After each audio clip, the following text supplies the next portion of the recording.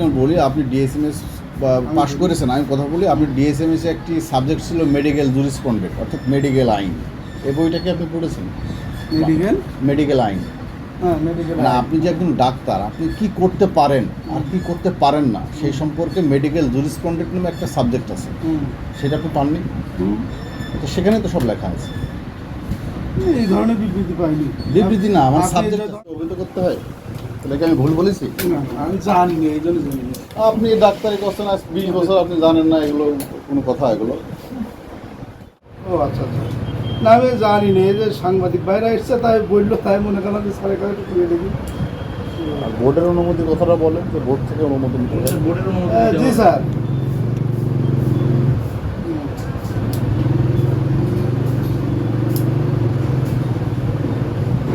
ও আচ্ছা। না স্যার, ওই বলছি যে বোর্ডকেও কি অবহিত করতে হয় বিষয়টা?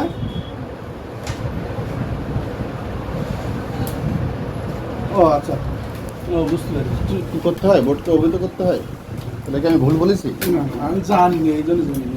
আপনি ডাক্তারি করছেন আজ 20 বছর, আপনি জানেন না এগুলো কোনো কথা? এগুলো আচ্ছা ঠিক আছে স্যার, একটু কথা বলবেন? না না, উনি কথা বলতে ইচ্ছুক না স্যার। ঠিক আছে স্যার, ভালো থাকেন, দোয়া করেন। আমি জানি না তো স্যার, জেনে নিলাম। ভাই তাহলে বড়ে ম্যাডাম কি বলে এই আপনি নিজ জেলা বাদে যদি অন্য কোনো জেলায় আপনি চেম্বার করেন, সেখানে বোর্ডকে অবশ্যই আপনাকে অবগত করতে হবে, বোর্ডকে জানাতে হবে। জানি না। তাহলে আপনি ড্রাগ লাইসেন্স নিতে হবে, এটাও আপনি জানেন না? আচ্ছা, আমি আপনাকে বলি, আপনি ডিএসএমএস বা পাশ করেছেন, আমি কথা বলি, আপনি ডিএসএমএসে একটি সাবজেক্ট ছিল মেডিকেল জুরিসপ্রুডেন্স, অর্থাৎ মেডিকেল আইন। এই বইটাকে আপনি পড়েছেন? মেডিকেল আইন।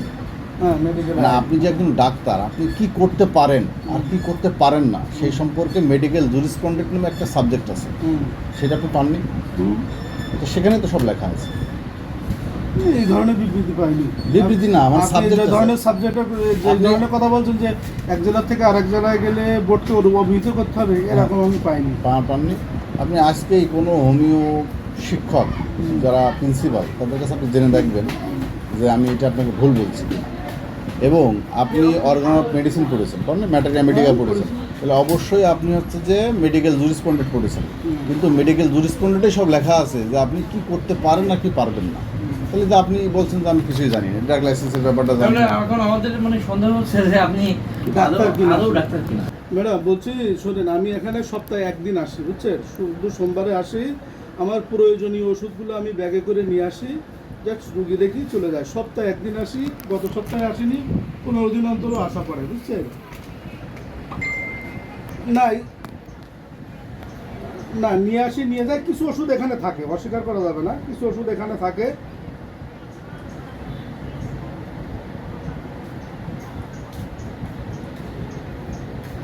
ওই রকমই হয়তো দেখা গেল যে, না আমাদের তো যে ছোটো ছোটো 30 ml ডাইলেশন আছে, ওইগুলো হয়তো আপনার 20-50 পিস এখানে থাকে, আর আমি সাথে করে নিয়ে আসি। সব মিলে আপনার 300 ওষুধ আছে।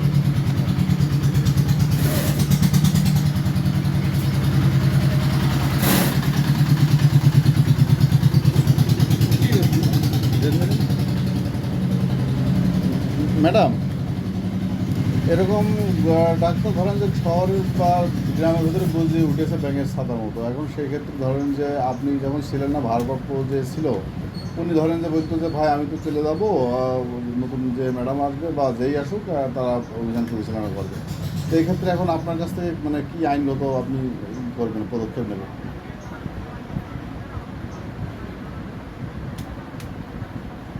ঠিক আছে ম্যাডাম, ঠিক আছে, আসসালামু আলাইকুম।